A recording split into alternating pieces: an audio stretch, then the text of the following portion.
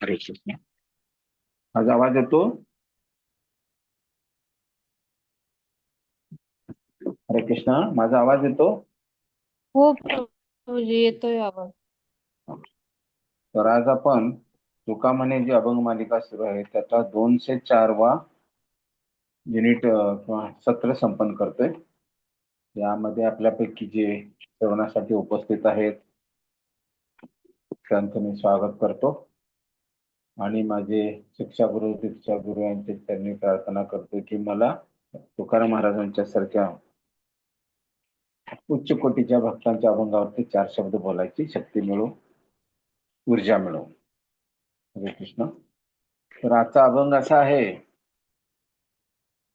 येथेची या अलंकारे काय खरे पूजन, येथेची या अलंकारे काय खरे पूजन, वैकुंठीच्या लावू वाटा सर्व साठा ते ठाई, वैकुंठीच्या लावू वाटा सर्व साठा ते ठाई.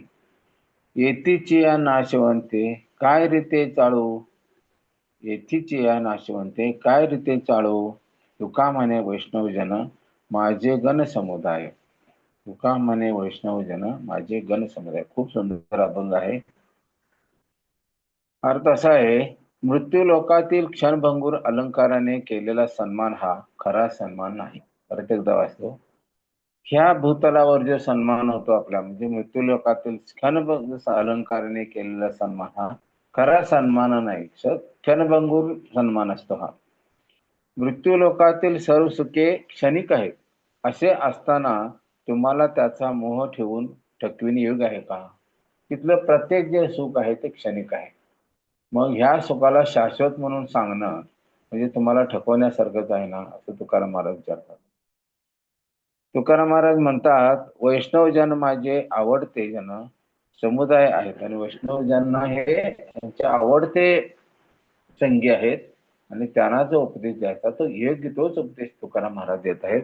आणि हे जगातलं सुख जे आहे आपण जे समजतो सुख आहे प्रतिचं सुख नाहीच आहे, ते क्षणभंगूर आहे. त्याच्या पाठीमाग आपण उपदेश आहे आपल्याला.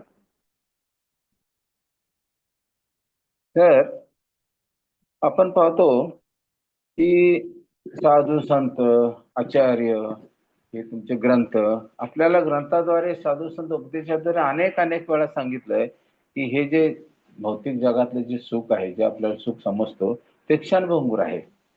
तिथलं जे सुख आहे हे फार काळ टिकत नाही, शाश्वत नाही आहे. थोडं काळ टिकते आणि थोडे काळ नाहीसे होते. आणि तसंच आपल्याला पण सवय आलेली आहे की कायमच सुख मिळायला लागलं तरी ते सुखाचा पण आपल्याला कंटाळा येतो आणि मग जरा दुःख आलं की परत सुख यावं असं वाटायला लागतं. म्हणजे आपला स्वभाव पण असा चंचल आहे की कायम सुख भोगण्याची सुद्धा आपली मानसिकता नसते आणि दुःख आल्यामुळे परत सुखाचं महत्व समजते आणि सुख आल्यानंतर दुःखाची आठवण होत नाही शक्यतो, पण दुःख आलं की सुखाची आठवण होते. म्हणून सुख आणि दुःखी कायम येत राहतात. पण हे सुख जे आहे ते सुद्धा शाश्वत सुख नाही आहे. ते सुद्धा कसं आहे, क्षणभंगूर आहे. इथलं या जगातलं काहीच शाश्वत नाही, सर्व काही क्षणभंगूर आहे. ब्रह्मदेवापासून ते मुंगीपर्यंत अमर कोणच नाही आहे. सगळ्यांना मृत्यू येणार आहे. फक्त वेगवेगळ्यांचं वेगवेगळं आयुर्मान वेगळं असतं. त्या मनाने त्यांचा जीवन स्पॅन असतो, तेवढं वर्ष ते जगतात, मग सुख दुःख भोगतात आणि परत त्यांचं जीवन स्पॅन संपलं की परत निघून जातात. आता हिरण्यकशिपूची कथा आपल्याला माहिती आहे. हिरण्यकशिपू अशी तपस्या केली की त्यावेळी सगळ्या पृथ्वी याच्यावरचा विश्वातला श्वास कोंडू लागला सर्व जीवांचा. त्यावेळी देवी देवता सगळे ब्रह्मदेवांच्याकडे गेले आणि म्हणाले की हे काय होतंय बघा, कशामुळे असा त्रास होतोय हा. तेव्हा ब्रह्मदेवाने सांगितलं की हे हिरण्यकशिपू तपस्या करतोय आणि त्याचा त्याचा हा प्रभाव आहे. मग देवी देवता म्हणले ह्यातनं आम्हाला मुक्त करा.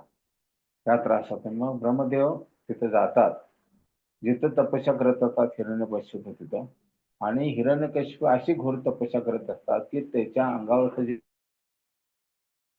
मुंग्याने जे जमिनीचे किडे ते खाऊन टाकलेले असतात, त्याच्या अंगावर तिचं वारू झालेलं असतं आणि फक्त हाडाचा सापळा राहिलेला असतोय. तरी पण त्यांची तपस्या चालूच असते अजून. मग ब्रह्मदेवाने आपल्या कमंडलूतनं जल काढतात, त्याच्यावर शिंपडतात, मग त्याचं सुंदर रूप घेऊन ते प्रकट होतात हिरण्यकश्यपू. त्यावेळी ब्रह्मदेव म्हणतात की तुझ्या ह्या तपस्याने मी प्रसन्न झालेला आहे, तुला काय वर मागायचं आहे माग. मग त्यावेळी ब्रह्मदेव म्हणतात तुम्ही माझ्या प्रसन्न आहात ना, तुम्ही काय मी मागाल ते देणार, हो देणार.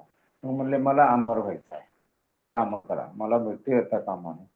तेव्हा ब्रह्मदेव म्हणतात मला सुद्धा मृत्यू आहे, मी सुद्धा अमर नाही, तर अमर व्हायचा वर मी तुला कसा देऊ शकतो. ते देऊ शकत नाही. ह्या भौतिक जगातला कोणीही, मग ते कुठल्याही लोकातलं, त्रिलोकातला असू दे, 14 भुवनातला असू दे, कोणीही अमर होऊ शकत नाहीये. तो मी स्वतःच अमर नाही, आता तुला अमर व्हायचं मी वरदान कसं देऊ.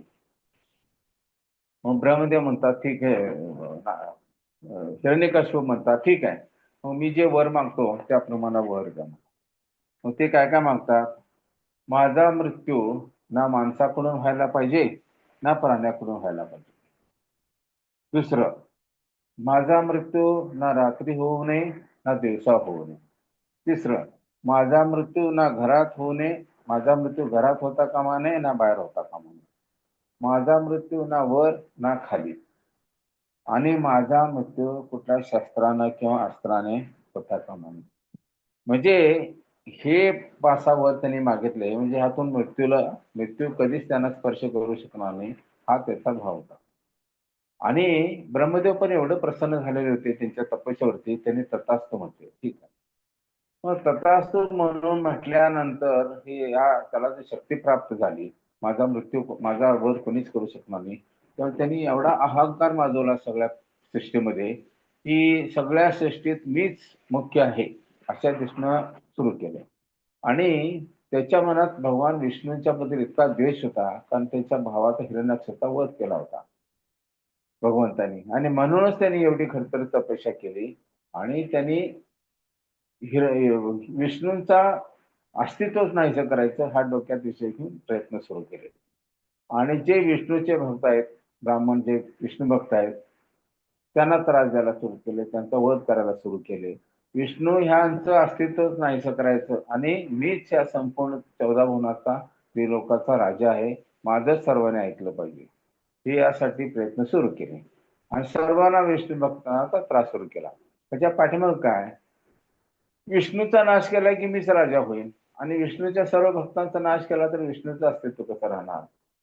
म्हणजे विष्णूचे भक्त जर संपले तर विष्णू एवढे दुःखी होतील की त्यांना ते दुःख सहन होणार नाही. अशा विष्णू सर्व भक्तांना पण त्रास द्यायला लागले आणि विष्णूचा नाश करायचा, विष्णूचं अस्तित्व सांगायचं भगवंताचं, त्या दिशेनं त्यांनी सगळीकडे त्रास द्यायला सुरू केले. ब्राह्मणाचा वध करायचा, नंतर गायींचा वध करायचा, जिथे जिथे यज्ञ होतात त्या यज्ञाचा विध्वंस करायचा, अशा पद्धतीनं सर्व त्यांचे जे अन्वयी राक्षस होते ते करू लागले.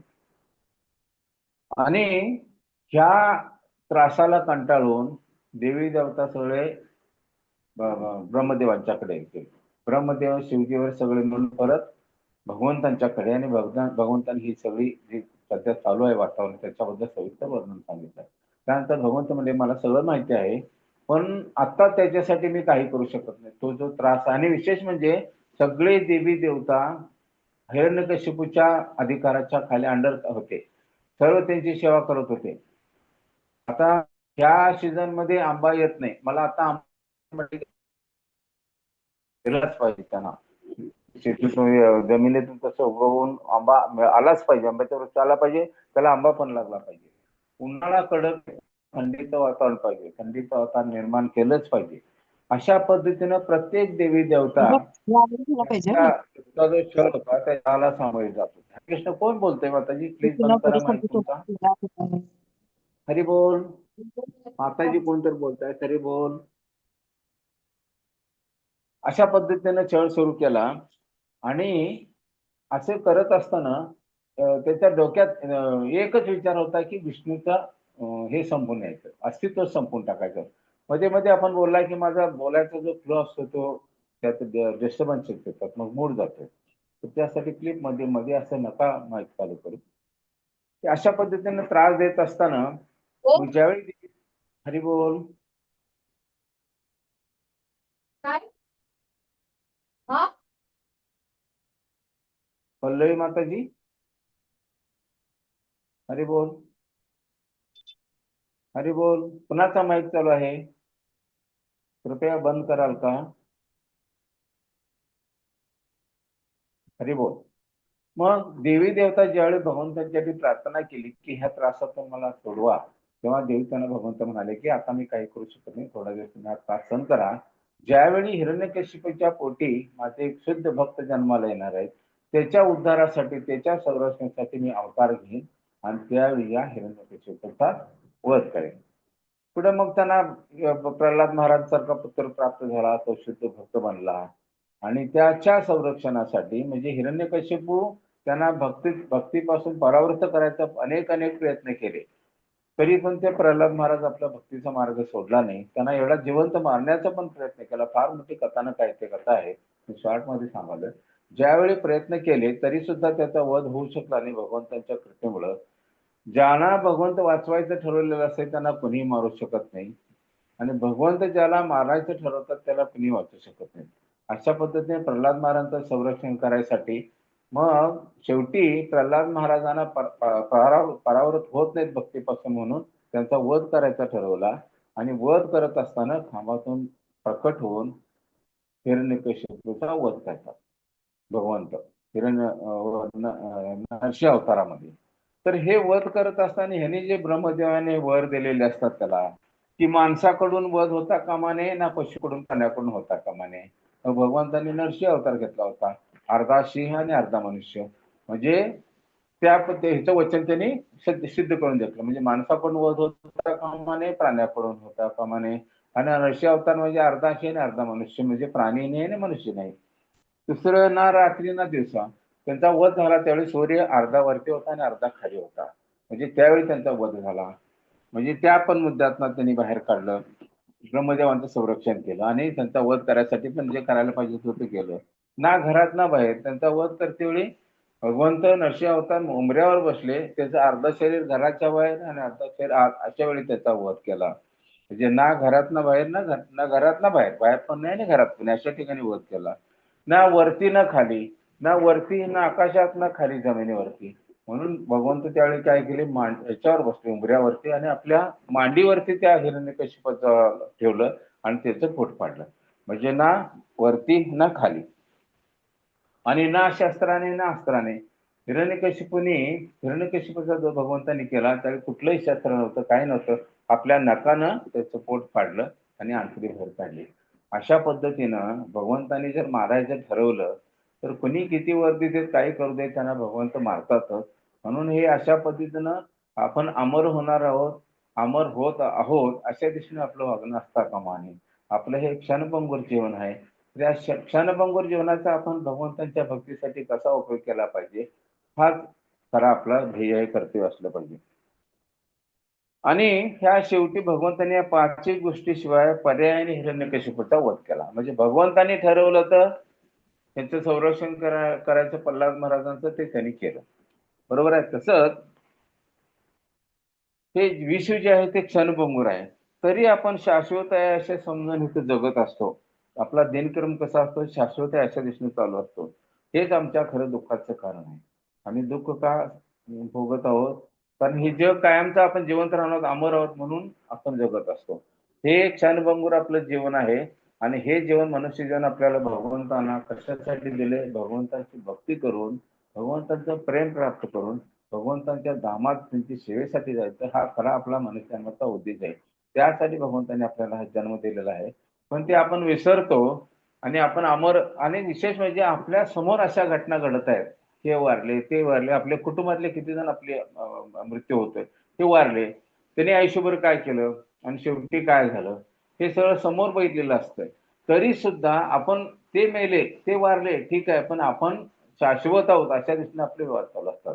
आपण आपण हे सगळं क्षणभंगुर आहेत, ते वारले त्यांनी काय केलं ते आपण करता कामा नये. आपण भगवंताची भक्ती करून भगवंताचं प्रेम प्राप्त करणं पाहिजे. फक्त इंद्रिय तृप्तीसाठी हा मनुष्य जीवन नाही आहे. हे अनेक ग्रंथ साधू संत सांगतात, पण ते आपण ऐकत नाही. आपण काय समजतो, मी ते वारले ठीक आहे, पण मी शाश्वत राहणार आहे ह्याच्या दृष्टीनं आपण इंद्रिय तृप्तीत लागलेला असतो. अनेक सुख उपभोगासाठी प्रयत्न करत असतो आणि हे उपभोग आणि इंद्रिय तृप्तीसाठी आपण काबाड कष्ट करतो. पण एवढं पुण्यकर्म केली तरी सर्व लोकात गेलो तरी सुद्धा सर्व लोकात सुद्धा सुखाला मर्यादाच आहेत. ज्यावेळी आपला सुखाचा व्यान पुण्यकर्माचा तिथं पुण्याचा व्यान संपतोय तर आपल्याला खाली पाठवलं जाते आणि परत दुःख भोगायचं. म्हणजे ह्या 3 लोकातले 14 भुवनातलं जे जीवन आहे ते अशाश्वत आहे. आपला उद्देश भगवंताने आपला मनुष्य जन्म देण्याचा भगवंताची भक्ती करायसाठी दिलेला आहे. तर त्याचा सदुपयोग जर आपण केला नाही तर उपयोग काय या मनुष्य जीवनाचा? मग आपण आणि पैशामध्ये काय फरक काय? मनुष्य आणि पैशामध्ये फरक काय? मनुष्य जन्मामध्ये हे जे विवेक बुद्धी भगवंताने दिलेली आहे त्या विवेक बुद्धीचा वापर करून माझं मनुष्य जीवनातलं कर्तव्य काय त्या मनुष्य जीवनात आपण पार पाडलं पाहिजे. तरच त्याचा उपयोग मनुष्य जीवनाचा झाला. अन्यथा पुत्री मांजरीने आमच्यामध्ये काही फरक नाही हे नक्की. ज्यावेळी पांडव वनवासात गेले, त्यांना वनवासात पाठवलं गेलं, त्यावेळी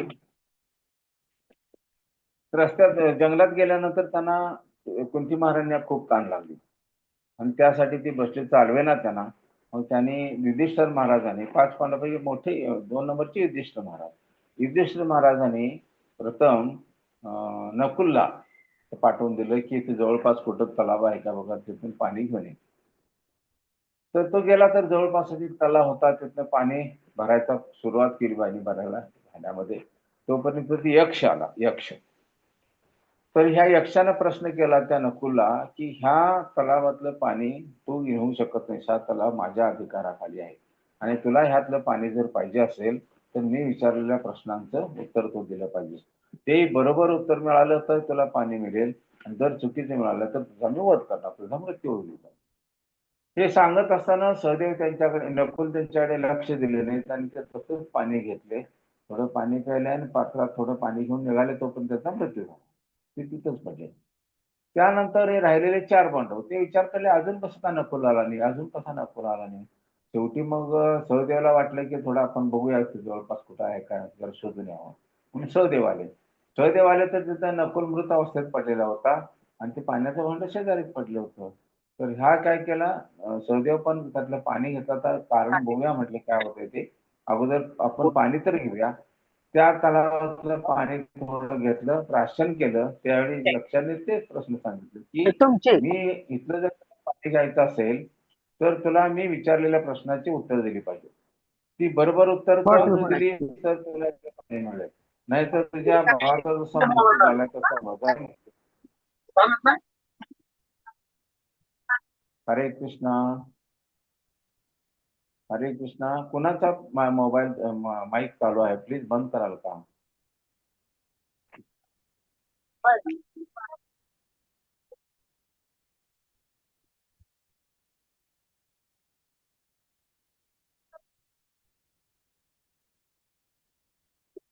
हरे कृष्णा.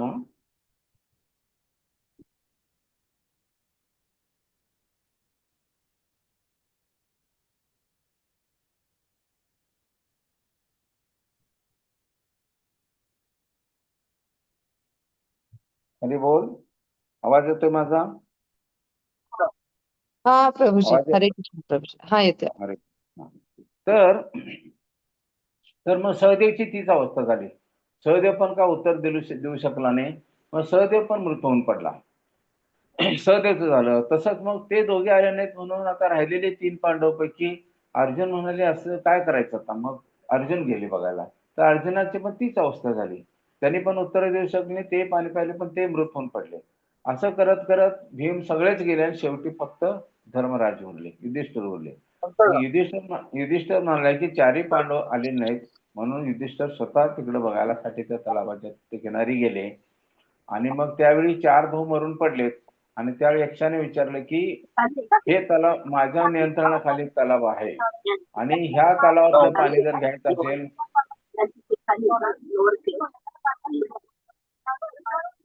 हरे हरे बोल कृष्णा का माताजी मोबाइल माइक ऑफ हरे कीजिए माताजी. हरे कृष्णा. आता कसं कसं प्रवचन द्यायचं?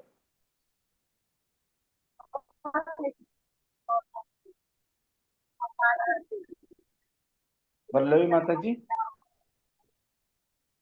पल्लवी माताजी आहेत?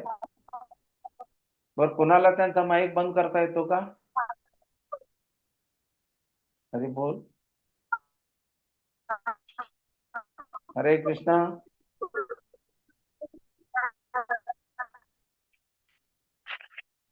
बरं, चालू दे, त्यांचं चालू दे. तुम्हाला माझा आवाज येतो ना ऐकायला?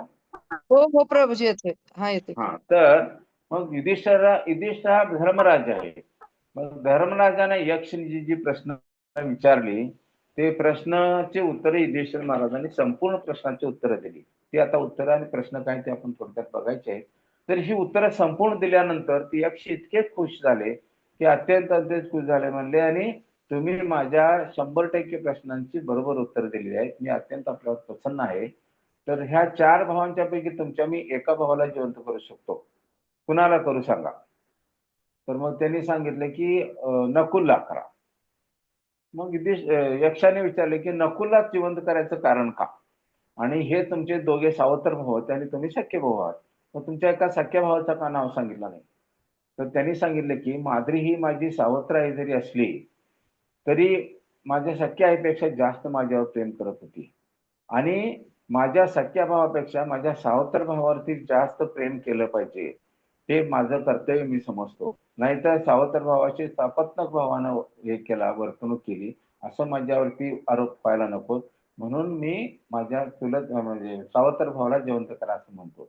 त्या प्रश्नाचं ज्यावेळी उत्तर ते यक्षानं ऐकलं तेव्हा अत्यंत प्रसन्न झाले आणि ते म्हणले तुमच्या ह्या सगळ्या प्रश्नावरती आणि शेवटच्या प्रश्नाच्या उत्तरावरती मी अत्यंत प्रसन्न आहे आणि म्हणून तुमच्या 4ही भावांना मी जिवंत करतो म्हटले आणि सर्व पांडवांना जिवंत केले त्यांनी. तो या इकडे. आणि त्यातल्या सगळ्याचा महत्वाचा जो प्रश्न होता तो काय होता की प्रश्न यक्षाने विचारले की सर्वात मोठे आश्चर्य काय आहे? त्या संपूर्ण विश्वामध्ये सर्वात मोठे आश्चर्य काय आहे? आणि उत्तर युधिष्ठिर महाराजांनी दिलं होतं, प्रत्येक व्यक्ती जाणतो की सर्वांसाठी मृत्यू निश्चित आहे, म्हणजे अटळ आहे. तरीही आपण अमर आहोत असे समजून जीवन जगत असतो. हे सगळ्यात मोठं आश्चर्य आहे.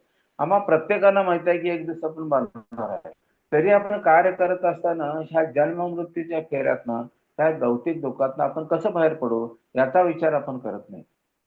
आज जे समोर जे इंद्रिय तृप्ती आलेली आहे किंवा सुख भोगतोय तेच डोळ्यासमोर ठेवतो. पण हे किती दिवसाचं सुख आहे? प्रत्येक सुख एक क्षणभंगुर आहे. ते काही दिवसात संपणार आहे. खरं आपलं कर्तव्य काय हे विचार करून आहे ह्या दुःखातून कधी आपण बाहेर पडायचं, जन्म मृत्यूच्या फेऱ्यातनं कधी बाहेर पडायचं हा विचार आपण करतच नाही. आपण अमर आहोत अशा दृष्टीनेच विचार करत असतो. आम्ही कधी आपल्याला मृत्यू येणारच नाही, समोरचा मनुष्य मृत्यू पावतो पण आपल्याला मृत्यू येणारच नाही ही आपली भावना असते ना, ह्यापासून परावृत्त होणं गरजेचं आहे. हे यक्षांच्या प्रश्नावरती आपल्याला समजतंय. आता यक्षाने काय काय प्रश्न विचारले ते आणि धर्मराजाने त्याला काय काय उत्तरं दिली हे आपण बघायचं. हे फक्त हिंदीमध्ये मी काढलेलं आहे नोट्स, कारण मला बाहेरचे लेक्चर सगळे हिंदीमध्ये असतात. आपण सर्वांना हिंदी समजतंय त्यामुळे काय आपलं न समजण्यासारखं असं काही नाही आहे. तर यातले प्रश्न असे आहेत, कौन हूं मैं? हे यक्ष विचारतोय, कौन हूं मैं याचं उत्तर दे. तर युधिष्ठिर महाराज उत्तर देतात, तुम न शरीर हो न इंद्रिया न मन न बुद्धी, तुम शुद्ध चेतना हो वह चेतना जो सर्व साक्षी है. म्हणजे तू हे शरीर पण नाही आहेस, हे इंद्रिय म्हणजे पण तू नाही आहेस, हे मन म्हणजे पण तू नाही आहेस आणि ही बुद्धी पण तू नाही आहे. तू एक आत्मा आहे, शाश्वत आत्मा. आत्म्याला कधी मरण नसतंय. हे शरीर आपलं आत्मा ज्यावेळी आपला मृत्यू होतोय त्यावेळी हे जे शरीर असतं त्याचा आपण त्याग करतो आणि हा जो आत्मा असतो दुसऱ्या शरीरात प्रवेश करत असतोय. आत्म्याचा मृत्यू कधीच होत नाही हे धर्मराज उत्तर देतात. म्हणजे काय, तुम न या शरीर हो न इंद्रिया नाही न यांनी मन न घेतली बुद्धी, साडी. तुम सिद्ध चेतना हो वह चेतना यांचं जो कसं? सर्वसाक्षी. अरे अरे, कुणाला माईक बंद करता येईल का त्यांचा? अरे तुम्ही घेतलं का? हो हो प्रभूजी. हरे कृष्णा. माईक हा, चालू. काय झालंय? त्यांचा माईक बंद करता येईल का? हरे कृष्णा. त्यांचा माईक बंद करू शकाल का कोण? हरे कृष्णा प्रभूजी. जे होस्ट आहेत ना त्यांनीच माईक बंद करायचा, बाकीच्यांना जमत नाही प्रभूजी ते. आता मी तर होस्ट नाही आहे आणि मला वाटते पल्लवी माताजी पण नाही आहेत. त्यांचा एवढा आवाज आलाय मला दुसरं काही बोलायलाच येईना झालं. हो, कोणतरी छाया बाबर आहेत, त्यांचा माईक सारखा चालू आहे प्रभूजी, त्यामुळे आम्हाला बी कळत नाही तुम्ही काय सांगता ते नीट.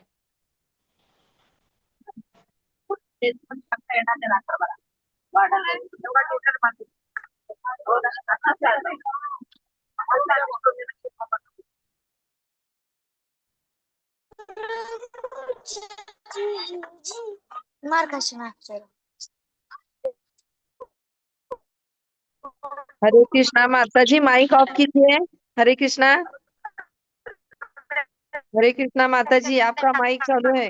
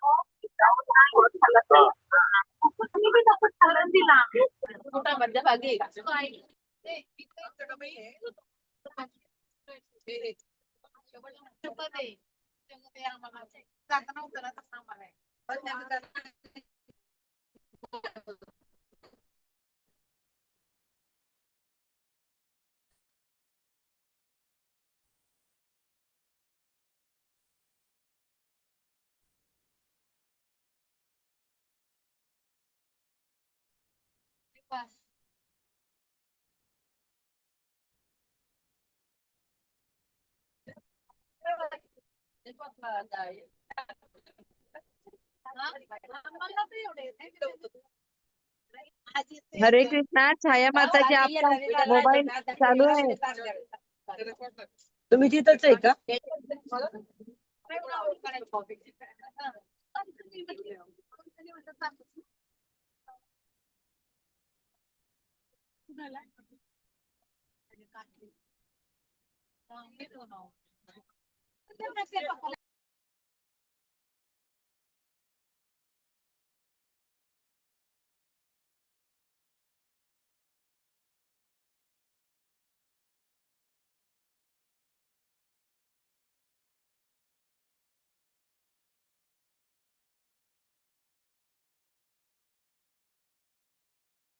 हरे कृष्णा प्रभु जी. हरे कृष्णा.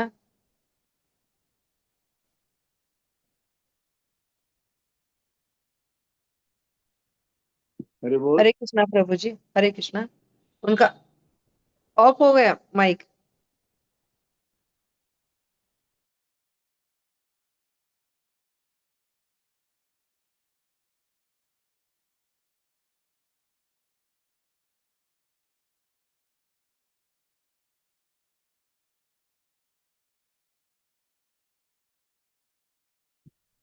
हरे कृष्णा. हरे कृष्णा प्रभु जी. हरे कृष्णा. हा, तर याची हिंदीमध्ये हिंदी समजते ना तुम्हाला सगळ्यांना? हो हो प्रभु जी, समज. हो हा, प्रभूजी. तर आता जे हे आम्ही प्रश्न तुम्हाला केला, म्हणजे यक्षाने प्रश्न विचारला होता, त्याचं उत्तर काय दिशने दिलं? तुम न शरीर हो, न इंद्रिया, न मन, न बुद्धी, तुम शुद्ध शुद्ध चेतना हो, हे चेतना जे सर्व साक्षी आहे. युधिष्ठिरने काय सांगितलं? हे शरीर म्हणजे आपण नाही आहे, हे इंद्रिय म्हणजे आपण नाही आहे, हे मन म्हणजे आपण नाही आहे, आणि ही बुद्धी म्हणजे पण आपण नाही. आपण म्हणजे शुद्ध चेतना आहोत, शुद्ध आत्मा आहोत, आणि ह्या आत्म्याला कधी मृत्यू नसतो. हे उत्तर देना. ह्याचा अर्थ काय होतो? व्यक्ति को खुद से यह सवाल पूछना चाहिए कि मैं कौन हूँ? क्या शरीर हूँ जो मृत्यु के समय नष्ट हो जाएगा? क्या आंख, नाक, कान आदि पांचों इंद्रिय हूँ जो शरीर के साथ ही नष्ट हो जाएंगे? तब क्या मन या बुद्धि हूँ, अर्थात मैं जो सोचता हूँ या सोच रहा हूँ, क्या वह हूँ? जब गहरी सुषुप्ति में आती है तब यह भी बंद होने जैसा हो जाता है। तब मैं क्या हूँ? व्यक्ति खुद आंख बंद करके इस पर बोध करे तो उसे समझ में आएगा कि मैं शुद्ध आत्मा चेतना और सर्व साक्षी हूँ, ऐसा एक बार के आंखें बंद करने से नहीं होगा. तर म्हणजेच काय, मी म्हणजे आत्मा आहे, शुद्ध आत्मा आहे. या आत्म्याला जन्म मृत्यू जरा व्याधी काहीही नाही आहे. आणि हे शरीर आपण ज्यावेळी आपला मृत्यू होतोय त्यावेळी शरीर तेवढं नाहीसं होतंय. आत्मा ह्या मनुष्य जन्मात जे जे आम्ही कर्म केली त्या कर्माचं फळ घेऊन पुढच्या शरीरामध्ये प्रवेश करत असतो. अशा पद्धतीनं सर्वश्रेष्ठ या जगातलं आश्चर्य काय सांगतात देवजी महाराज, प्रत्येक व्यक्ती जाणतो की सर्वसाक्षी सर्वांसाठी मृत्यू निश्चित आहे, म्हणजे अटळ आहे. तरीही आपण अमर आहोत अशा दिशेने आपण काम करत असतो. आपल्या मनुष्य जीवनाचा अर्थ काय आहे, कशासाठी आपल्याला मनुष्य जन्म मिळाला आहे, त्याचा अभ्यास करून त्या दिशेने त्याचा उपयोग करणं हे कोणी करत नाहीत. म्हणून आपण ह्या जीवनामध्ये दुःख भोगत आहोत. अशा पद्धतीनं आपण प्रत्येक दिवस मृत्यूच्या जवळ जात आहोत. एक दिवस आता सूर्य मावळला ना, एक दिवसानं आपण मृत्यूच्या जवळ गेलो. अशा प्रकारे एक दिवस आपल्याला मृत्यू येईल आणि जे कर्म आपण ह्या मागच्या जन्मामध्ये आता केलेले आहोत, ह्या जन्मात आपण करत आहोत, त्या कर्माचं फळ आपल्याला भोगावं लागेल. ह्या जन्मात जर आपण भगवंतांचं प्रेम प्राप्त केलं तर भगवंतांचं धाम प्राप्त करू, शाश्वत जीवन मिळेल. आणि ह्या जन्मामध्ये जर आपण भगवंताची भक्ती केली नाही तर किडामुंग्यासारखे ह्या पृथ्वीतलावरती राहू किंवा मनुष्य होऊन आता जसे दुःख भोगावले तेच दुःख भोगू. म्हणून आपल्या जीवनाचं खरं सार्थक होण्यासाठी कशासाठी आपल्याला मनुष्य जन्म भगवंतांनी दिला हे समजून घेणं शास्त्राच्या आधारे खूप महत्वपूर्ण आहे आणि तेच जाणलं पाहिजे. आणि ह्या कलियुगात भगवत भक्तीचा मार्ग म्हणजे साधू संतांनी काय सांगितलं आहे, 5 गोष्टी साधू संतांनी सांगितल्यात. भगवंतांचं प्रेम प्राप्त करायचं असेल तर भक्तीची 64 अंग आहेत, पण त्यातले महत्वाचे अंग किती आहेत, 5च आहेत. ती तेवढी आपण केली पाहिजे. एक म्हणजे भगवंतांच्या नामाचे सामूहिक कीर्तन, भगवंताच्या नामाचा जप करायचा, त्याचं कीर्तन करायचं. नंतर भगवंताच्या नामाचा जप पण करायचा. साधू संघ, साधूंच्या संघामध्ये राहायचं. संघामध्ये म्हणजे त्यांच्या उपदेशाचं, तुकाराम महाराजांचे जसे उपदेश आहेत, नामदेव महाराजांचे उपदेश आहेत, ज्ञानोदर महाराजांचे उपदेश आहेत, असं त्यांच्या उपदेशाचा अंगीकार करायचा, म्हणजे त्यांच्या संगतीत राहण्यासारखं आहे.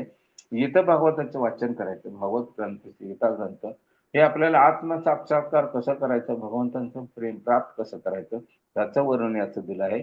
म्हणून ते वाचन करायचं, त्याचा अंगीकार आपल्यामध्ये करून घ्यायचा. आणि धामवास, धामवास म्हणजे भगवंतांनी ज्या ज्या लीला केलेल्या आहेत त्या लीलेच्या ठिकाणी आपण वास करायचा. आता प्रश्न येतो की मग कुठं कुठं लीला केल्या, कुठं कुठं आम्ही फिरायचं, तर सगळ्या ठिकाणी आपण जायचं असं होत नाही आहे. ह्या भगवंतांची जी मंदिरं आहेत ती भगवंताची मंदिर म्हणजे धामच आहेत. आपण भगवंतांच्या मंदिरात गेलो, भगवंताच्या विग्रहाचं दर्शन केलो, त्यांना दंडवत प्रणाम केला, त्यांना भोग अर्पण केला, त्यांची आरती केली, किंवा ही सगळी मंदिरे जी आहेत ते भगवंताची धाम आहेत. म्हणून आपण असा संकल्प करायचा की आठवड्यातून 1, 2दा 3दा, जास्तीत जास्त नाही जमत असेल, व्यापात तुमच्या गुंतला असाल, आठवड्यातून 1 दिवस तरी मंदिरात जावं आणि भगवत भक्तीमध्ये आपला रममान व्हायचा प्रयत्न करायचा. आणि ह्या 5 गोष्टी जर केल्या तर आपण भगवंतांचे प्रेम प्राप्त करू शकतो. आणि विशेष म्हणजे ह्या 5 गोष्टी ज्या आहेत, ह्या 5 गोष्टी मनोभावी केल्या आपण तर आपण भगवंतांचं प्रेम प्राप्त करू आणि भगवंत आपले दास होतील. भगवंत इतके कृपाळू आहेत, जो भक्त प्रामाणिकपणे प्रेम करतो भगवंतांच्यावरती, भगवंत पण तेवढंच प्रेम करतात आणि ते कृतदास होतात, शुद्ध भक्ताचे दास होतात. ते भगवंताची ज्यावेळी भक्ती करू आपण, भगवंत प्रसन्न होतील, दास होतात. तुकाराम महाराजांसाठी भगवंतांनी काय काय केलं हे तुम्हाला सर्व श्रोत आहे. जनाबाई आणि जनाबाईंच्यासाठी दळण दळले भगवंत. नंतर सावंता माळ्यासाठी पाणी पाजायचं काम केलं, शेतामध्ये पाणी द्यायचं पिकांना, ते काम केलं. गोरा कुंभारांची ज्यावेळी मडकी बनवायसाठी चिखल तोडत होते, त्यात त्याचं लहान बाळ पडलं, त्याच्यावर ते तोडत होते, पण त्याला सुद्धा भगवंतांनी वाचवलं. अशा अनेक अनेक साधू संतांना भगवंतांच्या प्रेमापाठी कशी मदत केली भगवंतांनी आपण अनेक वाचतोय, अनुभव ऐकतो. तर अशा पद्धतीनं जर भगवंतांची असं प्रेमपूर्वक आपण भक्ती केलो तर भगवंत आपले कृतदास बनतात. म्हणजे भगवंतांना आपण विकत घेतल्यासारखं होतं, तितके भगवंत त्यांच्यासाठी झटतात. तर अनंत ब्रह्मांडाचे नायक असून सुद्धा एक शुद्ध भक्ताच्या भक्तीसाठी भगवंत काहीही करतात, काहीही करायला मागं पुढे बघत नाही. आता पांडवांचं उदाहरण बघताय, अर्जुनाचा सारथी बनले ते. ज्यावेळी सारथी रथावरती बसतो आणि हात हलवतो, हा रथ हाकत असतो, त्यावेळी रथावर जो आरूढ आहे योद्धा तो डाव्या पाय त्यांना स्पर्श केलाय की डाव्या बाजूला रथ न्यायचा असा त्याचा अर्थ होतोय. उजवा पाय स्पर्श केलाय की उजव्या बाजूला रथ न्यायचा असा त्याचा अर्थ होतो. तर हे अर्जुन त्यांना आपल्या पायानं स्पर्श करत होते आणि पायानं स्पर्श करत होते आणि हे रथ हाकत होते. भगवंत म्हणजे भगवंत किती प्रेम करतात भगवंताच्या भक्तासाठी. तर एका भक्तासाठी आपण त्याचे ड्रायव्हर सुद्धा भगवंत होतात हे महत्वपूर्ण आहे. हरे कृष्ण. माझ्याकडे प्रॉब्लेम मला येतो काहीतरी. हरे बोल. हा, तुम्हाला ऐकायला येते ना? हरे कृष्ण. रिस्पॉन्स द्या. हा. तर अशा पद्धतीनं भगवंत इतके कृपाळू आहेत की अर्जुनाचा ते सारथी झाले, ड्रायव्हर झाले. ते कशासाठी? भगवंतांच्यावरती अर्जुनाने इतकं प्रेम केलं होतं भक्ती मार्गानं, म्हणूनच भगवंताच्यावरती इतकं प्रेम केले. तर इतके भगवंत कृपाळू आहेत आणि ते भगवंत अशा भक्तांचे दास म्हणतात. म्हणजे त्यांना जणू आपण विकत घेतो अशा पद्धतीने भगवंत दास म्हणतात. असंच त्या कसे भगवंत दास म्हणतात हिची एक कथा छोटीशी आहे, ती मी आपल्याला सांगू इच्छितो. तर नाशिकमध्ये एक मंदिर आहे, त्या मंदिराचं आहे काळूराम मंदिर. त्या विग्रहाची पूजा एक संन्यासी करत होते. तिथं एक साधू होते, ते संन्यासी करत होते. आणि ह्या काळूराम मंदिर प्रत्यक्षात काळूराम नाही आहे, ते काळराम आहे, पण त्या शब्दाचा अपभ्रंश होऊन काळूराम असं नाव पडलं त्याचं. आणि हे काळूराम मंदिरात ते संन्यासी ह्या 4 विग्रहांची सेवा करत होते. तिथे 4 विग्रह कुठले कुठले होते? काळ्या दगडाचे विग्रह होते ते. एक प्रभू रामचंद्र, सीतामाई, लक्ष्मण आणि हनुमान. आणि छोटीशी कुटी होती, त्या छोट्याशा कुटीमध्ये झोपडीमध्ये ही 4 विग्रह ठेवलेली होती आणि त्याची सेवा मनोभावे हे साधू संत साधू करायचे. पुढे झालं तर पुढं काय झालं की मंदिरात लक्ष्मी, सीता, हनुमान ह्या काळ्या रंगाची छोटे मूर्ती त्यांना मिळालेले होते भगवंतांच्याकडून. त्यांच्या भक्तीच्या वरती प्रसन्न होऊन भगवंतांनी त्यांना त्या मूर्ती दिलेल्या होत्या आणि त्याची ते पूजा करत होते. आणि ह्या साधूच्या सेवेने भगवंत इतके प्रसन्न झाले होते की ते साधू कशा पद्धतीने त्यांची सेवा करत होते ते मान्य करत होते. कधी कधी भगवंत इतके कृपाळू असतात की माझी अशी सेवा पाहिजे, तशी सेवा पाहिजे, काही अपेक्षा भक्ताकडून ठेवत नाही. जे तुमच्याकडे उपलब्ध आहे पण तुमचा भाव बघतात. तुमची जे उपलब्ध आहे त्याच्यानं तुम्ही सेवा करा, ते मी मान्य करून देतो. भगवंत भावाचे भुकेले आहेत, म्हणून भगवंताची सेवा आपण कुठल्याही वस्तू किती महत्वाची वस्तू आहे, किती किमती आहे हे भगवंत बघत नाही, तुमचा भाव बघतात. भगवंत कशाचा भुकेला आहे? भावाचा भुकेला आहे. मग ह्या मनोभावे हे साधू त्या विग्रहांची पूजा करत होते. आणि ही बाब ते जिथं झोपडी त्यांची कुटीर होती ते सगळे गावात चर्चा होती ती की साधू हे किती शुद्धतेनं त्यांची पूजा करतात, सेवा करतात. ही सगळी गावात चर्चा सुरू झाली. त्या गावचे जे राजा होते त्याला वाटायला लागले की बाबा त्या मूर्ती एका झोपडीत त्यांनी ठेवून हे साधू पूजा करतात, त्याच्यासाठी एक सुंदर आपण मंदिर बांधावं. आणि म्हणून सुंदर अगदी भव्य दिव्य मंदिर बांधलं राजाने. आणि राजाने सांगितले की साधूंना विनंती केली की आता हे तुमचे विग्रह आहेत ते या मंदिरात स्थापन करूया आपण आणि तुम्ही तिथंच पूजा करत राहा आणि तुम्ही तिथंच राहा मंदिरामध्ये. मग संन्याशांना पण साधूंना पण वाटलं ठीक आहे, चांगली गोष्ट आहे, राजे एवढं सत्कार्य करतात, एवढं सुंदर मंदिर बांधलंय, भगवंतांची सेवा करायची त्यांची इच्छा आहे, तरी खूप चांगली गोष्ट आहे. म्हणून त्यांनी काय विचार केला की आता मंदिरात जे भव्य दिव्य मंदिर बांधले तिथे या विग्रहांना स्थापन करूया आणि आपण तिथे सेवा करत राहूया. नंतर राजाने एक दिवस असा विधी ठरवतात की आता हे विग्रह तिकडे न्यायचे. मोठा समारंभाचा घाट घाल आणि मग समारंभ सुरू होतोय. आणि मग राजाचे सेवक आणि काही आचार्य त्यांच्या सोबतचे सेवक असतात ते सगळे येऊन ते विग्रह उठवायचा प्रयत्न करतात. पण विग्रह काही केले हलत नाही. विग्रह तर छोटे होते पण एवढे लोक येऊन सुद्धा उचलायचा प्रयत्न केला तर विग्रह काही केले हलेनाच तिथं. मग त्यावेळी साधू काही कामानिमित्त बाहेरगावी जावं लागलं त्यांना. ह्याने प्रयत्न केला दिवसभर ते झालं नाही. त्यावेळी साधू महाराजांना बोलावणं पाठवलं आणि ते साधू महाराज तिथं आले. सर्व हकीकत सांगितली की असं असं झालं आणि हे विग्रह काय हलत नाही आहे. कसं काय हलत नाही? भगवंतांना त्यांनी प्रार्थना केली, भगवंता तुमच्यासाठी राजाने एवढं सुंदर मंदिर बांधलंय आणि तुम्ही तिथे सेवा स्वीकारासाठी का जात नाही? तुम्ही जा. विनंती केली तर पण तिथनं ते विग्रह हलेच नात. काय केलं? मग त्या राजालाही प्रश्न पडला, सगळ्या सेवकांना पण प्रश्न पडला, साधूंना पण प्रश्न पडला, आता काय करायचं?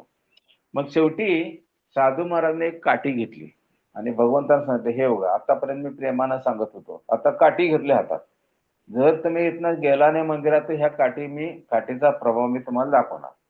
ही ज्यावेळी धमकी दिली त्यावेळी दुसऱ्या क्षणाला ते विग्रह हलके झाले आणि त्या सेवकांनी त्यांना उचलून मंदिरात स्थापना केली आणि तिथं मंदिराची त्या विग्रहांची पूजा साधू करू लागले तिथं. तर म्हणजे भक्ताच्या वरती एवढं भगवंत खुश असतात. मला सांगा, भगवंतांना ह्याने कुणी काठी दाखवली तर भगवंत घाबरते. अनंत कोटी ब्रह्मांडाचे नायक आहेत ते. ही संपूर्ण सृष्टी निर्माण करणे, त्याचं पालन करणे आणि नाश करणे तेच करतात. एका साधूच्या काठीला घाबरतात, कसे काय घाबरले? तर ते प्रेमाखाटी स्वतःला विकले जातात. प्रेमासाठी, भक्तांच्या प्रेमासाठी स्वतःला विकले जातात. दामोदर लीलेमध्ये यशोदाने कृष्णाला दोरीनं बांधून घातलं. भगवंत यशोदेच्या भक्तीवरती इतके प्रेम करत होते म्हणून त्याला त्यांच्याकडून बांधून घेतलं दोरीनं. हे भगवंतांचं प्रेम आहे भक्तावरती. भक्त किती पटीने प्रेम करतोय त्याच्या लाखो पटीने भगवंत त्यांच्यावर प्रेम करतात. अशा पद्धतीने ज्यावेळी ती काठी दाखवली त्यावेळी हे विग्रह तिथनं हल्ले आणि त्या मोठ्या मंदिरात स्थापन झाले. नंतर त्या विग्रहाच्या बरोबरच तिथे ती काठी ठेवलेली आहे आणि त्या काठीची पण पूजा होते. ह्यातून आपल्याला काय, हे कशासाठी मी कथा सांगितली तर भगवंत कृतदास बनतात. जे शुद्ध भक्त भगवंतांचं प्रेम करतात, भगवंताची भक्तिमय सेवा करतात, त्यांचे भगवान कृतदास बनतात. म्हणजे त्यांना विकले स्वतः विकले जातात भक्ताकडे. इतकं प्रेम करतात भगवंत.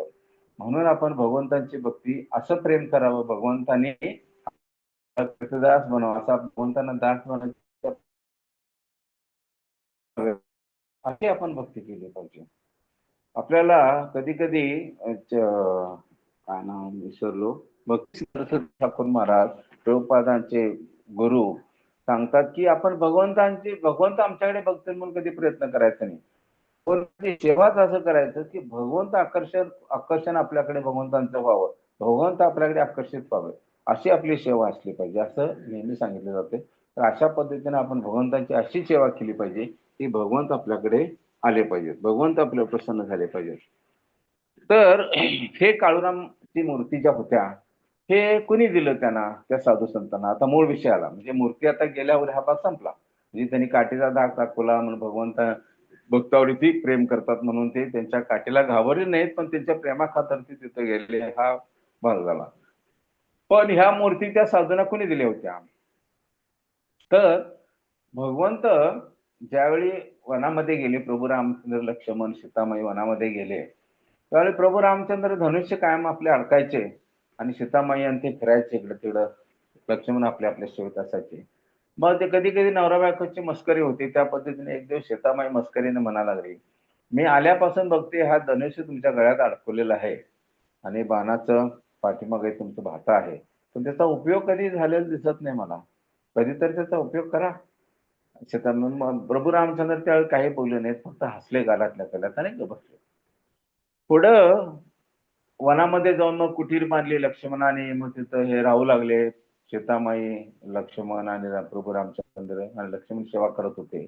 एक वेळ तिथं सुपर्णका आली, तुम्हाला माहिती आहे रावणाची बहीण सुपर्णका आली आणि प्रभू रामचंद्राच्या वरती इतके मोहित झाले की तिच्याशी संबंध ठेवायचा तिच्या मनात विचार आला आणि त्याने ऑफर दिली की असं त्याच्या डिटेल बोलायला नको, पण ऑफर दिली. त्यावेळी प्रभू रामचंद्र म्हणले, मी तर विवाहित आहे आणि माझा भाऊ काय करतोय तो करू शकेल तर मी त्याच्याकडे जातो. आणि लक्ष्मणाला सांगितले की तिचं नाक, तिला चिठ्ठी लिहून दिली, त्याला सांगितले की तिचं नाक कापू टाक. आणि लक्ष्मणाने त्या सुपर्णकेचं नाक कापलं आणि नाक कापल्यानंतर ती इतकी दुःखी झाली की तसंच ती खरदृश्याने आपले जे भाऊ होते त्यांच्याकडे गेली आणि त्यांनी घडलेला इतिहास सगळा सांगितला. त्यावेळी खरदूषण 12,000 राक्षस त्यांच्यावरती चढाई केली आणि इथं कोण, लक्ष्मण आणि राम दोघेच, आणि त्यांच्यावरती 12,000 राक्षसांनी चढाई केली आणि ते शक्तिशाली राक्षस होते. पण प्रभू रामचंद्राने लक्ष्मण ज्यावेळी पुढे गेले संरक्षणाच्या वेळी लक्ष्मण कायम पुढे जायचे, प्रभू रामचंद्रांना युद्ध वगैरे करू द्यायचं नाही ते. मग त्यावेळी प्रभू रामचंद्र म्हणले लक्ष्मणला, तू थांब, त्यांचा समाचार मी घेतो. आणि 1 तासाच्या आत 12,000 राक्षसाचा वध केला प्रभू रामचंद्रांनी एकट्याने. मग त्यावेळी सीतामाईंना समजलं की प्रभू रामचंद्राचे प्रभाव काय आहे. म्हणजे ह्याच्या अगोदर सीतामाईंना प्रभाव माहित नव्हता असं नव्हतं, पण त्याचं उत्तर जे त्यांनी विचारलं होतं, या धनुष्याचा कधी उपयोग करता काय, त्याचं उत्तर या प्रश्नामुळे मिळालं. म्हणून प्रभू रामचंद्र हे त्या 12 राक्षसाचे काळ झाले, काळ म्हणजे त्यांना नाहीसं करणारा काळ, म्हणून काळराम त्यांचं नाव ठेवलं. म्हणजे हे प्रभू रामचंद्राने त्यांचा नायनाट केला 12,000 राक्षसात. कुणी केला? रामने केला. आणि हा राम काय म्हणून आला? त्या राक्षसाचा काळ म्हणून आला, आणि म्हणून त्या 12 राक्षसांचा वध केला, म्हणून त्याचं काळराम म्हणून त्यांचं नाव पडलं. आणि त्या काळरामाची उपासना खूप चांगल्या प्रकारे त्या साधूंनी केली, म्हणून त्या साधूंना प्रसन्न होऊन ही 4 मूर्त्या त्यांनी भगवंतांनी दिलेल्या होत्या काळ्या रंगाच्या पत्थराच्या. त्यात कोणकोणते? प्रभू रामचंद्र, लक्ष्मण, हनुमान आणि सीतामाई, आणि त्याची ती पूजा करत होते. तर ह्या काळरामाचा उद्देश काय आहे की हे काळरामाचं कार्य काय होतं? साधू ह्यांची भक्ती स्वीकारायची, त्या साधूची जी भक्ती होती त्यांच्यावरती ती स्वीकारायची, आणि तिची पूजा अर्चा करावी म्हणून त्यांनी त्यांना मूर्त्या अर्पण केलेल्या होत्या. तर ही अशी कथा आहे. तर ह्याद्वारे काय आपण धडा घ्यायचा की भगवंताची भक्ती असं केलं पाहिजे की भगवंत आपल्याकडे आकर्षित झाले पाहिजेत, भगवंत आपल्यावर प्रेम केले पाहिजेत.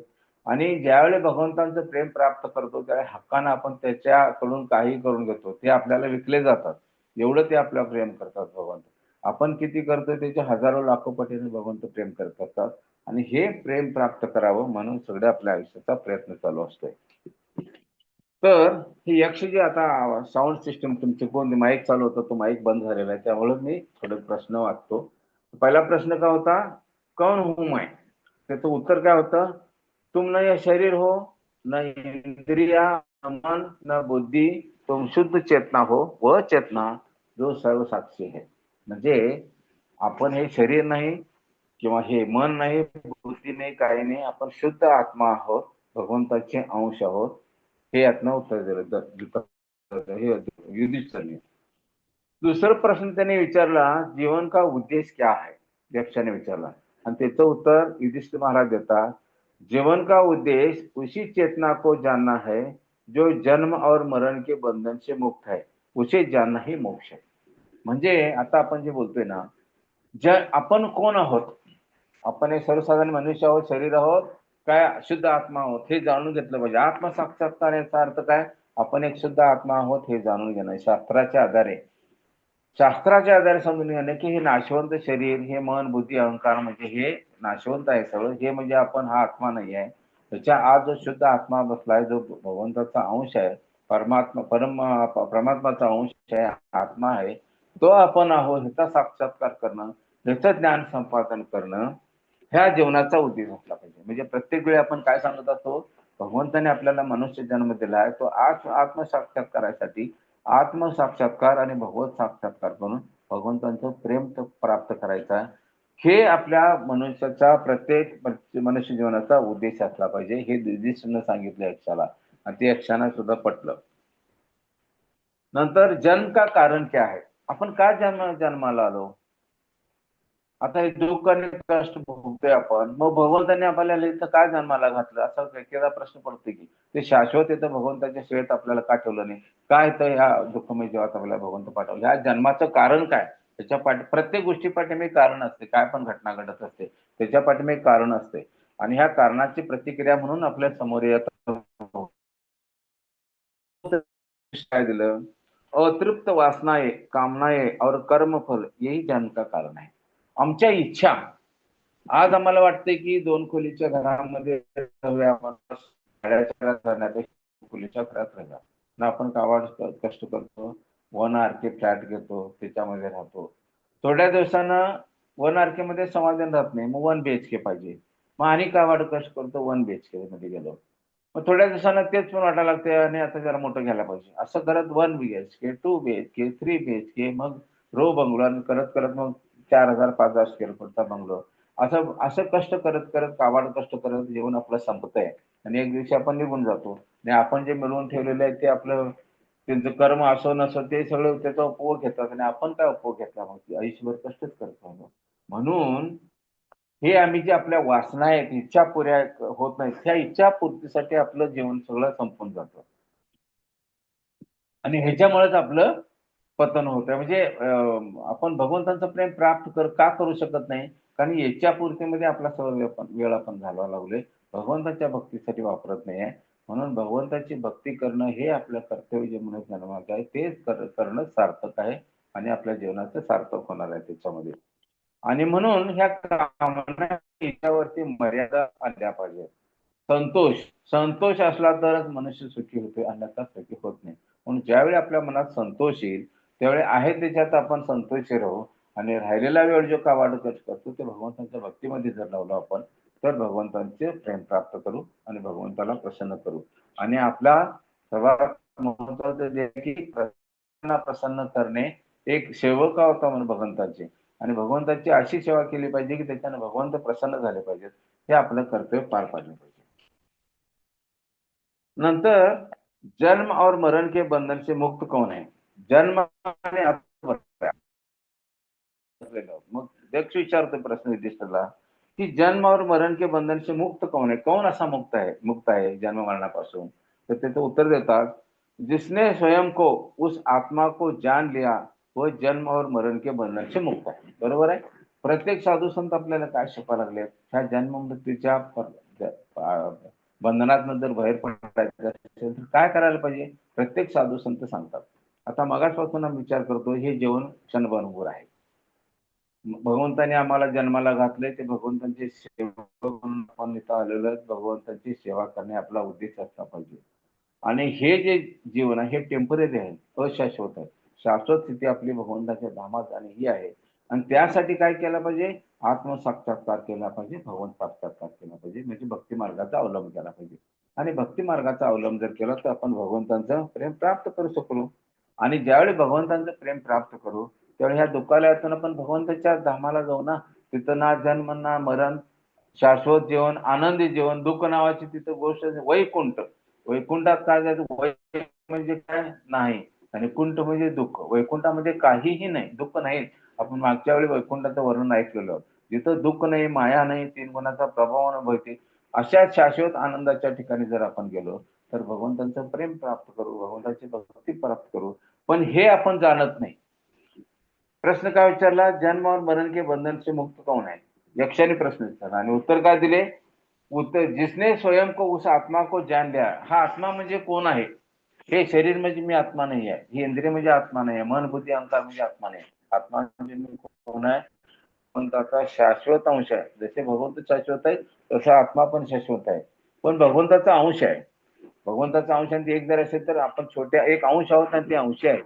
म्हणजे आत्म्याचं कर्तव्य काय आहे? शास्त्र काय सांगते? भगवंताची सेवा करणे. सेवकाचे कर्तव्य काय? भगवंताची सेवा करणे. आपण भगवंताची सेवा आणि ह्यो जो करतोय हे जे करून भगवंतांचं प्रेम प्राप्त करतोय की अचानकच जन्म मरणाच्या बंधनातून मुक्त होतोय. हे यक्षांना उत्तर दिलं युधिष्ठिर महाराजांनी. आणि शेवटचा प्रश्न एक विचारतो, वासना और जन्म का संबंध क्या है? आमच्या इच्छा आणि जन्म संबंध काय विचारतात त्यांनी पुढं. जैसी वासनाएं वैसा जन्म, यदि वासनाएं पशु जैसी हो तो पशु योनी में जन्म, यदि वासनाएं मनुष्य जैसी तो मनुष्य योनी में जन्म. बरोबर आहे. जशा तुमची इच्छा असते तसं तुम्हाला जन्म मिळतोय. आपण जर पशुप्रमाणेच आपल्या इच्छा असतील, मनुष्य जीवनाचा आता मी काय सांगितलं मगाशी तेच काय बोलतो, कारण मनुष्य जीवनाचा उद्देशच भगवंताची भक्ती करायची आहे. ते जर सोडून आपण इंद्रिय तृप्तीमध्ये लागलो तर आमच्यामध्ये आणि जनावरांमध्ये फरक आहे. जनावर काय करतात? आहार निद्रा भय म्हणतो. जेवण जेवणे, झोपणे, मुलं बाळ करणे आणि आहार निद्रा भय संरक्षण करणे, हे चारच गोष्टींचं ज्ञान आहे ना पशुप्राणाला. पण मनुष्य जन्माला ज्यावेळी भगवंताने घातली, भगवंताने त्यांच्याकडे जिज्ञासा आणि विवेक दोन ऍडिशनल गुण दिले. जिज्ञासा म्हणजे काय? प्रत्येक गोष्ट का असं करतोय, आपण दुःख का बघतोय ते जाणून घ्यायचा प्रयत्न केला पाहिजे, ही जिज्ञासा झाली. आणि विवेक म्हणजे काय? ठीक कुठला आहे आणि चुकीचं कुठला आहे, बरोबर कुठला विचार करून जे बरोबर करायला पाहिजे त्याचा आपण अंगीकार केला पाहिजे. त्या दोन गोष्टी भगवंतांनी आपल्याला केलेल्या आहेत. म्हणून पशुमध्ये आणि आमच्यामध्ये फरक तोच आहे. तर त्या दोन गोष्टी जर आपण उपयोग न करता आपण जीवन जगू, नुसतं आहार निद्रा आणि भय म्हणतो, जेवणाचं, बाळ निर्माण करायची, संरक्षण करायचं आणि झोपून जायचं, त्याच्यासाठी जर आपण आपलं जीवन आहे असं समजत असो तर आपल्यात आणि पशुमध्ये काही फरक नाही, रस्त्यावरच्या कुत्र्याने आपल्यामध्ये काही फरक नाही. तर म्हणून भगवंताने आपल्याला जो मनुष्य जन्म दिला त्याचा खरा अर्थ काय ते समजून घेऊन आत्मसाक्षात्कार, आत्मा म्हणजे कोण, परमात्मा म्हणजे कोण, भगवंत कोण, आपण जीव कोण, आपण इथं का आलो, का दुःख भोगतोय, त्याच्या पाठीमागचं शास्त्रीय कारण जाणून घेऊन ह्या दुःखातनं मुक्त करायचं काय औषध आहे ते म्हणजे भगवंतांची भक्ती करणे. ती भक्ती करायचा जर आपण अंगीकार केला तर ह्या ज्या दुःखातून मुक्त होऊ. असं हे नेहमी काय उत्तर दिलं आता सांगितलं तुम्हाला मी ते. हाँ, जिसने स्वयं को उस आत्मा को जान ली भगवंत आहे ते सांगितलं. भगवंतांचे एकदा ते प्रेम प्राप्त केलं तर आपण भगवंतामध्ये जाऊ आणि भगवंत आपल्याला जन्म वापस आपण बाहेर पडू ना, जन्ममृत्यूतनं बाहेर पडू ना. भगवंताच्या धामात गेलो तर आपण शाश्वत जीवन आपल्याला, तिथं जन्ममृत्यू अस्तित्वच नाही. म्हणून आपण आत्मसाक्षात्कार, भगवत साक्षात्कार, भगवंताची भक्ती करायचा प्रयत्न केला पाहिजे आणि भगवंतांचं प्रेम प्राप्त करायचं त्यासाठी प्रयत्न केला पाहिजे. तर आपल्याला हे मला वाटतं 1, 2, 3, 4, 4-5 प्रश्नाचे उत्तर मिळेल. आता पुढच्या वेळी मला जर ज्यावेळी संधी दिली लेक्चरची त्यावेळी राहिलेले अनेक प्रश्न आहेत, 30-32 प्रश्न आहेत. तर त्या 32 प्रश्नाची उत्तरं युधिष्ठिर महाराजांनी ती यक्षाला काय दिली ते आपण वाचूया. आणि ह्या प्रश्नाच्या उत्तरानं तो यक्ष संतुष्ट झाला आणि युधिष्ठिरचं त्याने खूप कौतुक केलं. युधिष्ठिर म्हणजे धर्मराजाच आहे, त्याने उत्तर बरोबर देणारच. तर त्यांच्या उत्तरावर ते प्रसन्न होऊन त्यांनी सांगितलं की तुझ्या 4 भावापैकी 1 भावाला मी जिवंत करेन. त्यावेळी युधिष्ठिर महाराजांनी काय सांगितलं, नकुलला जेवण करा. मग नकुलला काय जेवण करायचं ह्याचं पण धार्मिक कारण सांगितलं, धर्मतत्वानुसार कारण सांगितलं.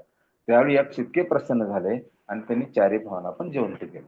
तर म्हणजे ह्या प्रश्नाची उत्तरं आपल्या जीवनासाठी किती महत्वपूर्ण आहेत हे आपण समजून घेतलं पाहिजे. तर ह्याची 4-5 प्रश्नाची उत्तरं आता ह्या लेक्चरमध्ये झालेत. तर पुढची प्रश्नाची उत्तरं युधिष्ठिर महाराजांनी यक्षांना काय दिली ते पुढच्या लेक्चरमध्ये बघूया. त्यावेळी हेच लेक्चर आपण पुढे कंटिन्यू ठेवूया आणि ह्याचा राहिलेले 30-32 प्रश्न आहेत ते आपल्या मनुष्य जीवन.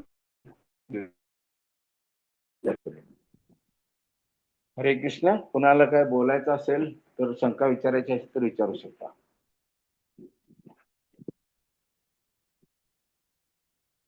हरे कृष्ण. कोणाला काही प्रश्न आहे का? तुम्ही अनम्यूट करून विचारू शकता.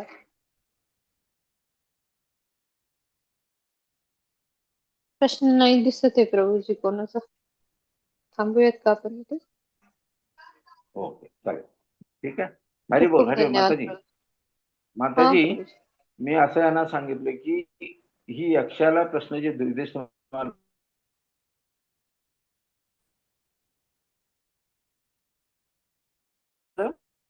हरे कृष्ण. हा प्रभूजी काय बोलले तुम्ही?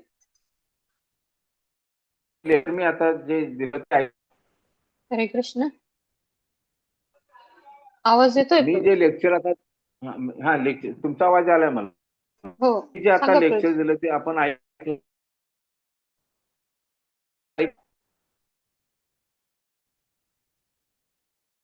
कृष्ण.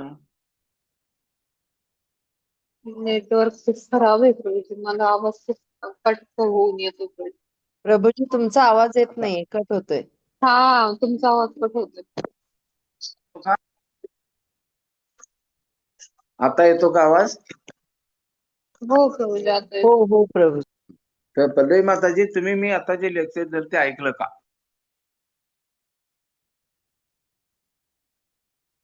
हरे हरी कृष्ण बोल. प्रभूजी. हा हा आता आता येतोय मी प्रभूजी. आता मी जे लेक्चर दिलं ते तुम्ही ऐकला का?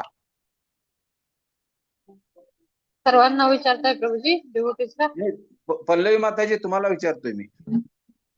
प्रभूजी नेटवर्क खूप खराब आहे इकडे. मला बरचसा आवाज कट होऊन ऐकवायला आले प्रभूजी. ते जे प्रश्न तुम्ही घेत होते प्रश्न आणि त्यांचे उत्तर. म्हणून मी काय म्हणालोय, आता ह्यातले प्रश्न 4-5च प्रश्न झालेत. पुढच्या हो वेळी ह्याच प्रश्नाचं पुढे कंटिन्युएशन ठेवूया आणि राहिलेल्या प्रश्नाचे उत्तर फार महत्वाचे आहेत ते आपण चर्चा करूया त्याच्यावरती. हो चालेल ना प्रभूजी. नेक्स्ट पुढच्या वेळी सेशन ज्यावेळी तुमचं तुम्ही तेव्हा. द्याल, कारण यक्षाला हा जी युधिष्ठिर महाराजांनी प्रश्न यक्षाने विचारली आणि युधिष्ठिर महाराजांची जी उत्तरं दिली ती धार्मिक तत्वानं धर्मराज होते ते त्यांनी उत्तरं दिलेली खूप समर्पक आहेत. ती उत्तरं आपल्या मनुष्य जीवनासाठी खूप महत्वपूर्ण आहेत. त्यातली 4-5 प्रश्नाची उत्तरं आता झालेत. पुढच्या वेळी ह्याच अभंगाच्या कंटिन्युएशन म्हणून राहिलेल्या प्रश्नाचे उत्तर आपण पाहूया. हो प्रभूजी चालेल. ठीक आहे. हरे कृष्ण. दंडवत प्रणाम. हरे कृष्ण. खूप खूप धन्यवाद प्रभूजी. धन्यवाद सर्वांना. प्रभूजी दंडवत प्रणाम. थांबूया. वाञ्छाकल्पतरुभ्यश्च कृपासिन्धुभ्यश्च पतितानां पावनेभ्यो वैष्णवेभ्यो नमो नमः. अनंत कोटि वैष्णव वृंद की जय. श्री प्रभुपाद जी की जय. श्री कृष्ण. दंडवत. दंडवत प्रणाम.